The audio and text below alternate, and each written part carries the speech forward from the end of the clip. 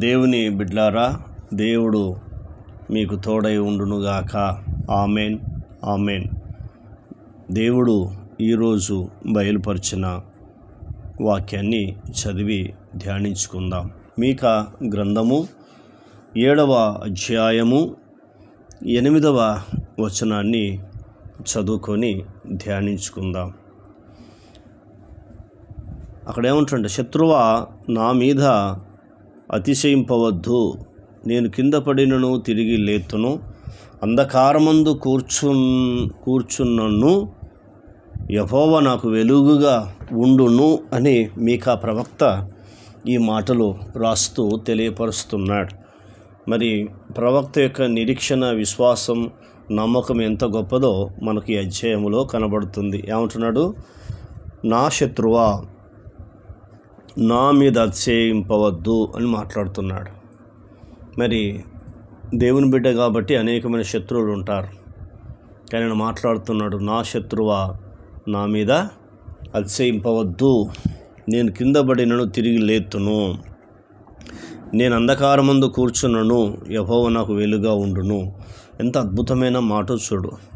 అంటే ఎప్పుడు నువ్వు ఈ మాట చెప్పగలవు? శత్రువా నా మీద అతిశయింపవద్దు, నేను కింద పడిన తిరిగి లేతును, నేను అంధకారం ముందు కూర్చున్న యెహోవా నా వెలుగు అని ఎప్పుడు చెప్పగలుగుతావు? అంటే 2 విషయాలు నీవు తెలుసుకున్నప్పుడు, 2 పనులు చేసినప్పుడు నువ్వు చెప్పగలవు. ఏంటి అవి నేర్చుకుందాం. నేనేం చెప్తానంటే, యెహోవా కొరకు నేను ఎదురు చూసేదను. మొట్టమొదట ఏమంటానంటే, యెహోవా కొరకు నేను ఎదురు చూసేదను అంటే నిరీక్షణ కలిగి ఎదురు చూపు అంటే నిరీక్షణ కలిగి ఉన్నప్పుడు ఈ మాటను చెప్పగలవు. అందుకే రోమీయులకు రాసిన పత్రిక 5వ అధ్యాయం 5వ వచనము పౌలు ద్వారా దేవుడు రాయిస్తున్నాడు, ఈ నిరీక్షణ మనల్ని సిగ్గుపరచదు అని చెప్తున్నాడు. కాబట్టి ఎప్పుడైతే దేవుని మీద నిరీక్షణ కలిగి ఎదురు చూస్తావో, శత్రువు నీ మీద అతిశయింపొద్దని నువ్వు ఛాలెంజ్గా చెప్పగలుగుతావు, ధైర్యంగా చెప్పగలుగుతావు. మొదటిది. రెండవది, నా దేవుని కొరకు నేను కనిపెట్టి యుందును అంటున్నాడు. మొట్టమొదటి ఎదురుచూపు, రెండవది కనిపెట్టి ఉన్నాను. అంటే ఎదురు చూస్తేనే కనిపెడతావు. ఎందుకంటే దేవుని సహాయం ఇక్కడి నుంచి వస్తుందా, అక్కడి నుంచి వస్తుందా, ఎక్కడి నుంచి వస్తుందా, నీవు ఎదురు చూస్తావు. ఇవి 2 మాటలు చెప్పగలుగుతున్నాడు. నేను ఎదురు చూసేదను, నేను కనిపెట్టేదను. శత్రువా నా మీద నువ్వు ఎందుకు అతిశయిస్తున్నావు అని చెప్పేసి ఛాలెంజ్గా మాట్లాడుతున్నాడు. ఈనాడు నిజమే, నీకు అనేకమైన శత్రువులు ఉండొచ్చు, కానీ భయపడొద్దని బైబిల్ చెప్తుంది. ఈ రెండు పనులు నువ్వు చేయి. మొట్టమొదటి ఎదురు చూడు, రెండవది కనిపెట్టు. నువ్వు సిగ్గుపడే పరిస్థితే ఉండదు. దేవుడు ఆయన మాట్లాడుతున్నాడు. ద్వితీయోపదేశ కాండము 31వ అధ్యాయం 8వ వచనము, నీ ముందర నడుచువాడు యెహోవా, ఆయన నీకు తోడై ఉన్నాడు, ఆయన నిన్ను విడుబడి ఎడబాయడని చెప్తున్నాడు. అంటే దేవుడు ఎప్పుడు కూడా ముందు నడుస్తాడు. ఎందుకంటే ఆయన నడుస్తున్నప్పుడు ఏ శత్రువు కూడా నిలవ. గుర్తుంచుకోండి, పగలు మేఘస్తంభంలోను రాత్రి అగ్నిస్తంభంలో నడిచి వెళ్ళినా కూడా దేవుడు అక్కడ కూడా ఏం చేశాడు? ఎక్కడ కూడా శత్రువును సంహరించాడు. ఎర్ర సముద్రాన్ని కూడా పాయలు చేశాడు. కాబట్టి ఇవి 2 విషయాలు ఎప్పుడైతే నువ్వు చేయగలుగుతావో, ఎదురు చూస్తే కనిపెడితే, నా శత్రువా నా మీద నువ్వు అతిశయించొద్దు, నేను కింద పడిన తిరిగి లేస్తాను, నేను అంధకారం ముందు కూర్చున్న దేవుడు నాకు వెలుగే ఉంటాడు. యేసుక్రీస్తు ప్రభు ఎందుకు ఈ లోకానికి వచ్చాడంటే, మనం పాపంతో ఉన్న పాపాన్ని తొలగించి చీకట్లో ఉన్న మనల్ని వెలుగునివ్వడానికి యేసు ప్రభు వచ్చారు. మరి నీవు కూడా ఈ లోకంలో గొప్ప జ్యోతి వలె వెలగాలని అపోస్తలుడైన పౌలు ఫిలిప్పీ సంఘాన్ని రాస్తున్నాడు. మరి నీవు లోకంలో జ్యోతి వలె వెలుగుతున్నావా? వెలుగుతున్నప్పుడు అద్భుతం జరుగుతుంది. నీవు అద్భుతాన్ని పొందుకుంటే నువ్వు అనేకులు తెలియపరుస్తావు. మరొక వాక్యం భాగం చదువుకుందాం.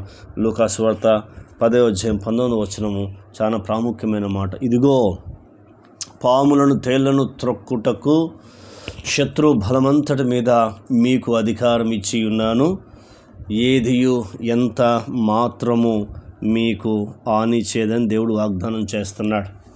చూసారా? ఏం చేశారంటే శత్రువుకున్న బలమంతటి మీద, శత్రువుకి ఎంత బలం ఉందో ఆ బలమంతటి మీద దేవుడు అధికారం ఇచ్చానని వాగ్దానం చేస్తున్నాడు. ఎంత అద్భుతమైన దేవుడు చూడు.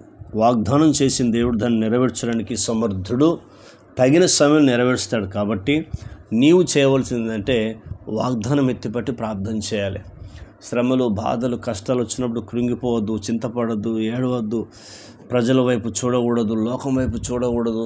ఇక బ్రతకడ కంటే చావే మేలనుకొని ఇలాంటి నిరుత్సాహ మాటలు ఎప్పుడు మాట్లాడకుండా ప్రభు మీద ఆధారపడుతూ వాగ్దానాలు ఎత్తిపట్టి ప్రార్థన చేస్తున్నప్పుడు నీకు ధైర్యం కలుగుతుంది.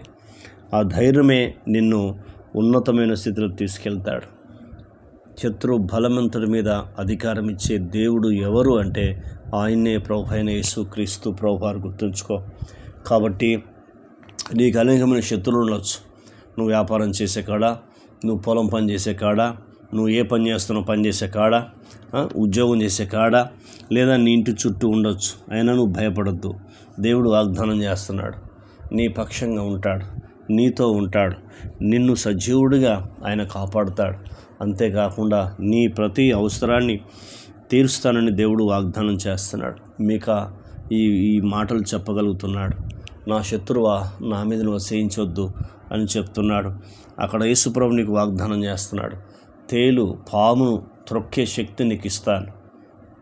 కాబట్టి శత్రు బలవంతుడి మీద నీకు అధికారం ఇస్తున్నానయ్యా అని చెప్పి దేవుడు వాగ్దానం చేస్తున్నాడు. ఇన్ని వాగ్దానాలు మనకున్నాయి. ఈ 66 పుస్తకాలు ప్రతిదీ వాగ్దానమే.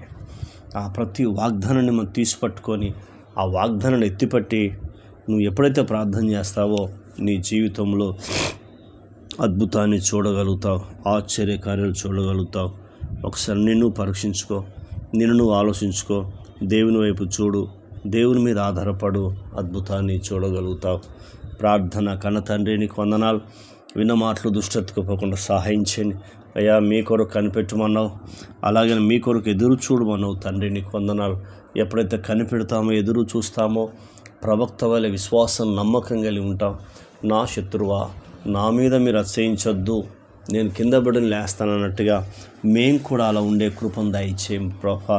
మేము కూడా మీ కొరకు కనిపెడుతూ మీ కొరకు ఎదురు చూసే ఆ కృపను మాకు దయచేయండి. మీ ఆత్మ అభిషేకం మా మీద